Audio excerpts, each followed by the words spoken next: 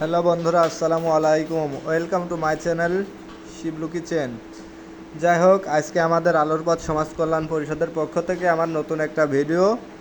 আমাদের সংগঠনে একটা অনুষ্ঠান, আমরা ইফতারের একটা আয়োজন করব, সেই উপলক্ষে আজকে আমাদের এই চালাবন কেন্দ্রীয় জমির মসজিদের মাঠ, সেখানে আমরা একটা স্টেজের বা প্যান্ডেল করার পরিকল্পনা করেছি, বা অলরেডি আমাদের কাজ চলতেছে। এখানে আনুমানিক 400 লোক বসার একটা প্যান্ডেল আমরা বানানোর কাজ করতেছি আর কি।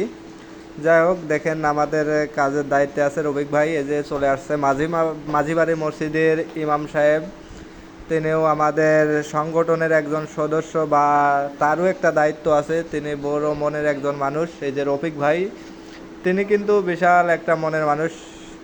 এই কাজের পিছনে অনেক শ্রম বা সময় দিচ্ছে। আছে মনির ভাই। যাই হোক, আমাদের সংগঠনের নাম জানা না জানা অনেকেই আছে, যদিও সংগঠনটা নতুন ছোট, সেহেতু আমরা বড় ধরনের একটা আয়োজন করার পরিকল্পনা করছি। যাই হোক, আলহামদুলিল্লাহ আপনাদের দোয়াতে আমরা আয়োজনটা ভালো মতোই করব, সেরকম পরিকল্পনায় আছে।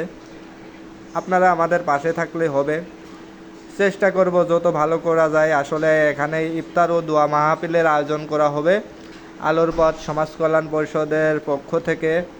এটা সামাজিকমূলক কাজ। দেখেন একটা গেট করা হচ্ছে, এখানে কিন্তু একটা ব্যানার থাকবে।